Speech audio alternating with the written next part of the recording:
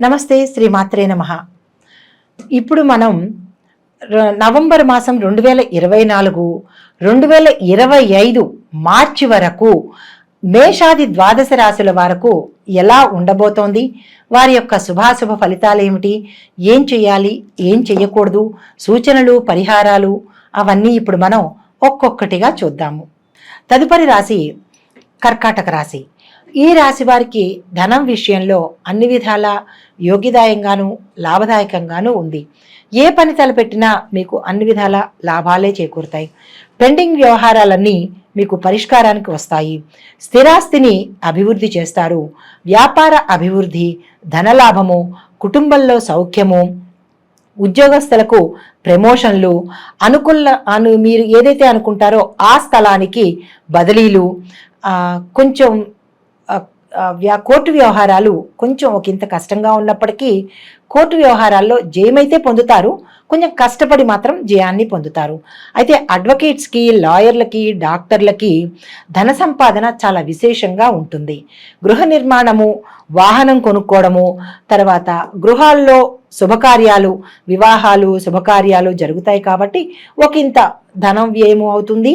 తర్వాత శారీరకంగా శ్రమకు కూడా గురి కావాల్సి వచ్చి ఆరోగ్యం ఒకంత కుంటుపడే అవకాశం ఉంది కాబట్టి తగు జాగ్రత్తతో మెలగవలసిందిగా చెప్పడం జరిగింది. అయితే మీరు ఏదైనా కీలకమైన పనులు కనుక తలపెట్టి ఉంటే ఆ కీలకమైన పనులు అంటే మీకు చాలా ఇంపార్టెంట్ అయిన పనులు కనుక కొంచెం ఆలస్యమయ్యేటట్టుగా కనపడుతోంది కాబట్టి మీరు చింతపడకండి. పరిహారాలు, సూచనలు చెప్తాను, మీరు మనోవ్యాకులతకు మాత్రం తీసుకోకండి.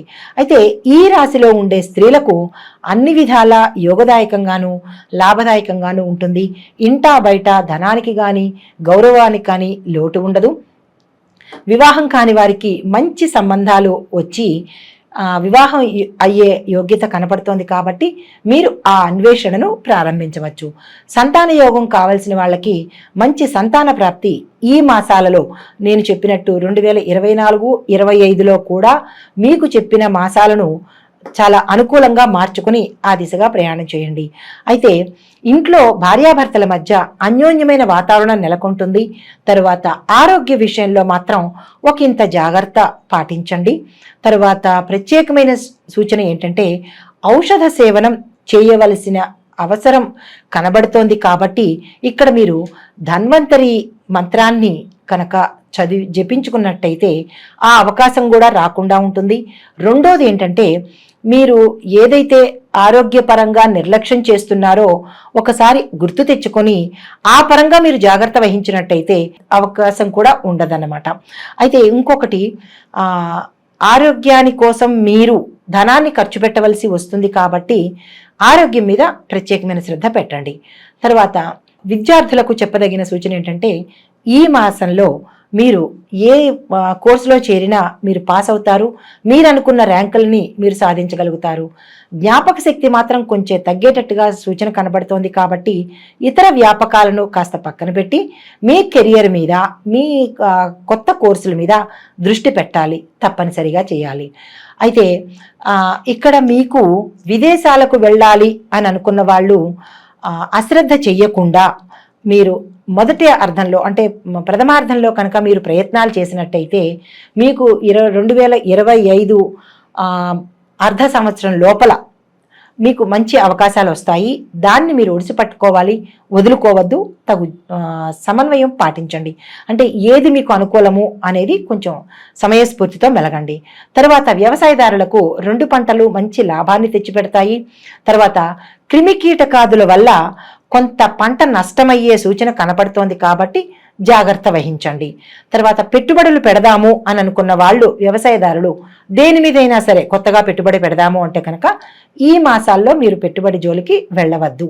తరువాత మేము ఆల్రెడీ పెట్టుబడి పెట్టేశాము అని అనుకున్న వాళ్లకు ఒక సూచన ఏంటంటే దాన్ని విత్డ్రా చేసుకోండి లేదా మధ్యలో ఆగిపోండి. దాన్ని కంటిన్యూ అయితే మాత్రం చెయ్యకండి. ఆ అవకాశం లేదు అని అనుకుంటే కనుక నేను చెప్పబోయే పరిహారాలను తప్పకుండా పాటించండి. మీరు నష్టాల జోలికి వెళ్లకుండా ఉంటారు. కొత్తగా రుణాలను మాత్రం ఆ జోలికి వెళ్ళకండి. పాత రుణాలు తీర్చేస్తారు కాబట్టి ఈ మాసంలో కొత్త రుణాల జోలికి వెళ్ళవద్దు. తరువాత ఏమైనా కొత్తగా పంటలు వెయ్యాలి అని అనుకుంటే కనుక ద్వితీయార్థంలో మీరు ఆ ప్రయత్నాలు చేయండి, సక్సెస్ సాధిస్తారు. అంటే మంచి పంట లాభాలు వస్తాయన్నమాట. ఇది తదుపరి ఉద్యోగస్తులకు ఉద్యోగంలో అభివృద్ధి ఉంది, మీరు అనుకున్న ప్రదేశాలకు బదిలీలు వస్తాయి, ధన లాభము అంటే రావాల్సిన పాత ఏరియర్స్ ఏమైనా మీకు ఉంటే కనుక అది ఈ మాసంలో వస్తుంది. 4 వైపుల నుంచి మీకు ఆకస్మిక ధనప్రాప్తి వచ్చే అవకాశం కనపడుతోంది. అది ఎక్కడి నుంచో అనేది మీరు జాగ్రత్తగా చూసుకోండి. అయితే స్థలాలు మారే అవకాశం ఉంది. అంటే ఉద్యోగంలో అవ్వచ్చు, లేదా మీరు ఉండే నివాసంలో కూడా స్థల మార్పులు జరుగుతాయి. అది ఒకసారి పరికించి చూసుకోండి. ఉద్యోగంలో మార్పులు కూడా వస్తాయి కాబట్టి ఈ సమయంలో మీరు ఏం చేస్తారంటే, మీకు కావలసిన రంగాన్ని మీరు ఎంచుకొని ఆ దిశగా, మీకు ఇప్పుడు ఉన్న రంగం, మీరు చేస్తున్న ఉద్యోగం మీకు నచ్చలేదు, కొత్త ఉద్యోగంలోకి వెళ్ళాలి అన్న తలంపు వచ్చినప్పుడు మీకు ఏ కెరీర్ అయితే బాగుంటుందో, ఏ రంగం వైపు వెళ్ళాలనుకుంటున్నారో ముందుగా ఆలోచన చేసి ఆ దిశగా మీరు వెళ్ళవచ్చు. అయితే ఇంకొకటి ఏంటంటే, నిరుద్యోగులకు ఉద్యోగ అవకాశాలు చాలా ఆలస్యంగా అందుతాయి. దాని గురించి మీరు చింతపడకండి. చెప్పే పరిహారాలు, సూచనలు పాటించి మీరు ముందుకు వెళ్ళవచ్చు. తర్వాత వ్యాపారస్తులకు ఈ మాసం చాలా లాభసాటిగా ఉంది. భాగస్వామ్య వ్యాపారం మీకు చక్కగా కలిసి వస్తుంది. కొత్తగా వ్యాపారంలో చేరదామని అనుకున్న వాళ్ళు నేను చెప్పిన మాసాలని మీరు చక్కగా సద్వినియోగం చేసుకోండి. వ్యాపారాన్ని విస్తరించుకోండి. భాగస్వామ్యానికి అగ్రిమెంట్లు అవి రాసుకోండి. తర్వాత ధనారీత్యా కూడా మీకు ఒకంత సర్దుబాటు కాకపోయినా, ప్రథమార్థంలో సర్దుబాటు కాకపోయినా, మీకు తర్వాత రోజుల్లో మీరు అనుకున్న ధనం మీ చేతికి వస్తుంది. అది అపురూపంగా అవ్వచ్చు, లేదా అంటే ఆకస్మికంగా కూడా రావచ్చు మీకు. తర్వాత భాగస్వామి వ్యాపారం, ఆ వచ్చిన భాగస్వామి వల్ల మీకు వ్యాపారం మరింత విస్తృతి అయ్యే అవకాశం కనపడుతోంది. తర్వాత ఈ మాసం 2వ దశలో మీరు కొత్త వ్యాపారాలు ఎక్స్పాన్షన్ చేద్దాము అని అనుకుంటున్నారా, లేదా చేసే వ్యాపారం వదిలేసి ఇంకొక కొత్త వ్యాపారం, ఉదాహరణకి వస్త్ర వ్యాపారం చేస్తున్నారు ఇప్పటి వరకు, లేదు నాకు వస్త్ర వ్యాపారం వద్దు, ఇంకొక వ్యాపారం చేపడతాను అని అనుకున్న వాళ్ళు కూడా ఈ మాసంలో చక్కగా మీరు వ్యాపారాన్ని మార్చుకోవచ్చు. తర్వాత క్రీడాకారులు, కళాకారులకు, టీవీ సినీ నట వర్గం వారికి చాలా ప్రోత్సాహకరంగా ఉంటుంది.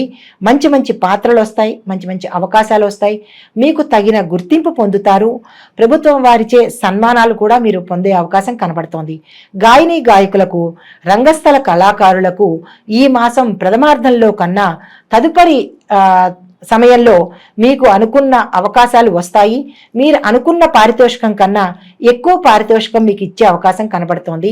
మీరు చేసిన కష్టానికి, మీరు పెట్టిన ప్రతిభకు విశేషమైన ధన రూపంలోనూ సత్కార రూపంలోనూ మీకు అందుబాటులోకి వస్తుంది. తర్వాత రాజకీయ రంగంలో ఉండేవారికి, రాజకీయ నాయకులకు ఆలస్యంగా మీరు వెలుగులోకి వస్తారు. మీ పేరు ప్రఖ్యాతలు ఆలస్యంగా వెలుగును చూస్తాయన్నమాట. నిరాశ చెందొద్దు. ఎక్కడికి వెళ్ళినా మీ గౌరవ మర్యాదలు మీకంటూ మీకు ఉంటాయన్నమాట. ప్రజాదరణ పొందుతారు. కొంత సొమ్ము ఖర్చు అయ్యే అవకాశం కనబడుతోంది. అది మీరు ఎక్కడ పెడుతున్నారు అనేది ఒకంత జాగ్రత్త చూసుకుని అక్కడ మీ సొమ్మును ఖర్చు పెట్టండి. తర్వాత మీకు మిత్రుల దగ్గర నుంచి కానీ, కుటుంబ పరంగా కానీ, లేదా ఎక్కడి నుంచైనా ప్రజల దగ్గర నుంచి కానీ ఒకంత అపనిందలు పడే అవకాశం కనబడుతోంది. కాబట్టి ఆ ప్రదేశం ఎక్కడ అనేది మీరు కొంచెం ఆలోచించి మీరు ఆ నిర్ణయం తీసుకోండి. అధిష్టాన వర్గం నుంచి మాత్రం మీకు మంచి పేరు ప్రఖ్యాతలు వస్తాయి. అయితే కొత్తగా ఈ రంగంలోకి వద్దాము అని అనుకున్న వాళ్ళు ఇది తగిన సమయం చూసుకుని, మీ జన్మ నక్షత్రానికి తగిన తారాబలం, చంద్రబలం చూసుకుని కొత్తగా రాజకీయ రంగం ప్రవేశం చెయ్యండి. మీకు అనుకూలంగా వస్తుంది. విజయం మీ వైపే ఉంటుంది. అయితే ఇప్పుడు నక్షత్రాల వారీగా ఎటువంటి పరిహారాలు ఉండబోతున్నాయి చూద్దాము. ముందుగా పునర్వసు 4వ పాదం వారికి అక్టోబర్ మాసం 2024, 2025 సంవత్సరంలో మొదటి అర్ధంలో మీకు అన్ని విధాలా చాలా చక్కగా ఉంటుంది, లాభదాయకంగా ఉంటుంది, యోగ్యంగా ఉంటుంది. తర్వాత శనేశ్వరుడికి అంటే గ్రహశాంతి కోసము మీరు శనేశ్వరుడికి కొద్దిగా కేజింపావు నువ్వులు ఇవ్వలేని వాళ్ళు కొద్దిగానైనా సరే, అంటే 2 గుప్పెళ్ళో 1 గుప్పెడో మీకు అనుకూలమైనన్ని కొనుక్కుని నల్ల నువ్వులను దానంగా శనివారం నాడు ఇవ్వండి.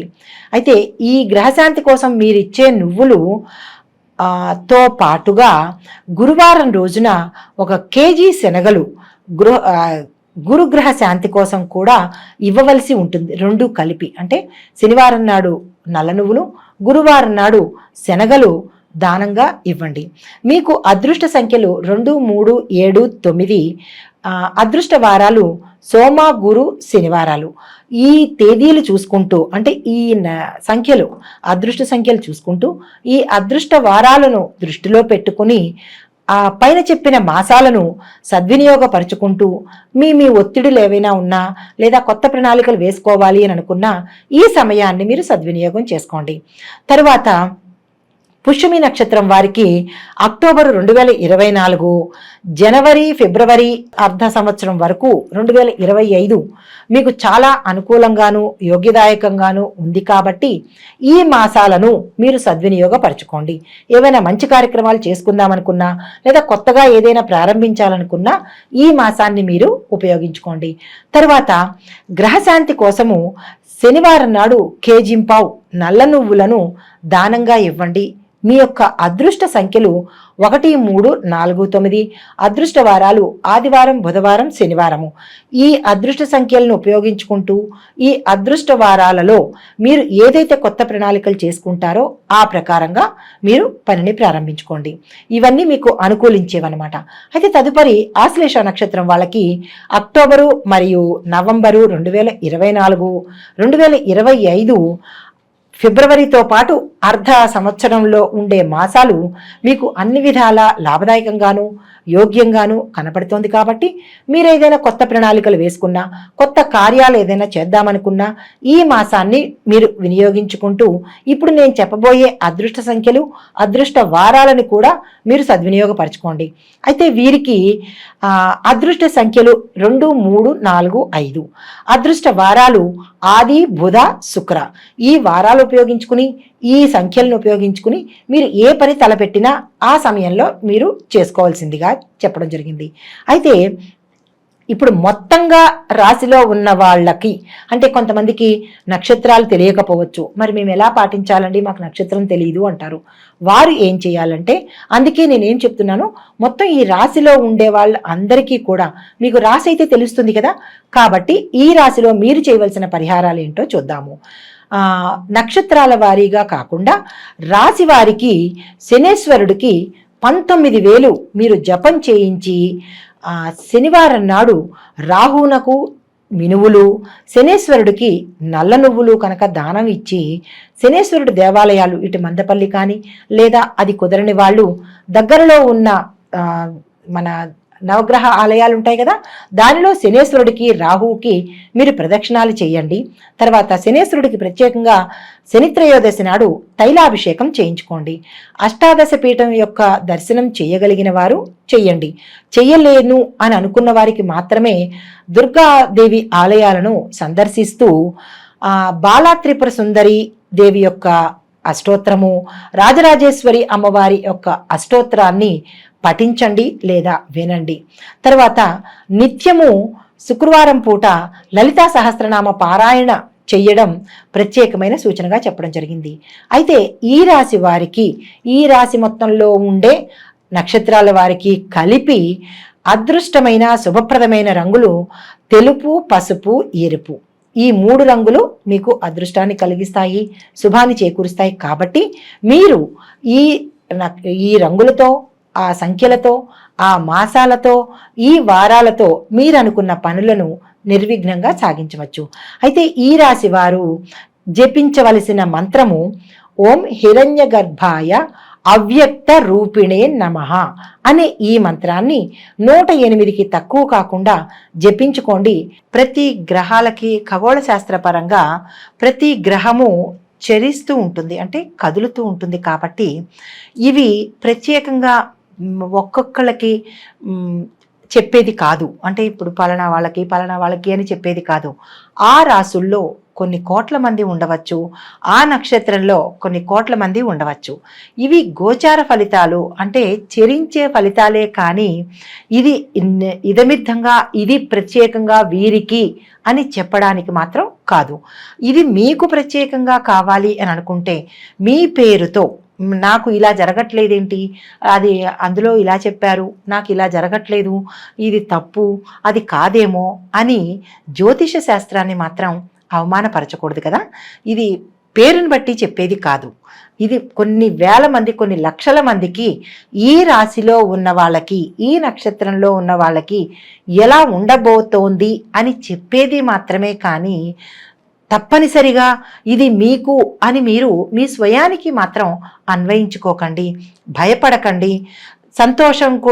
సంతోషపడండి, బాగుంటుంది. కానీ ఏదైనా కనుక ఉన్నది అంటే భయపడకండి. ఎందుకంటే మనకి పంచాంగంలో పంచాంగం కానీ లేదా ఏ జ్యోతిష శాస్త్రంలో ఉండే పంచాంగకర్తలు మనకి సూచన చెప్తారు, మీకు ఇలా ఉండబోతోంది అని చెబుతారు. కానీ దాన్ని మీరు పరిగణలోకి తీసుకుని భయపడిపోయి నాకే అని అన్వయించుకోకండి.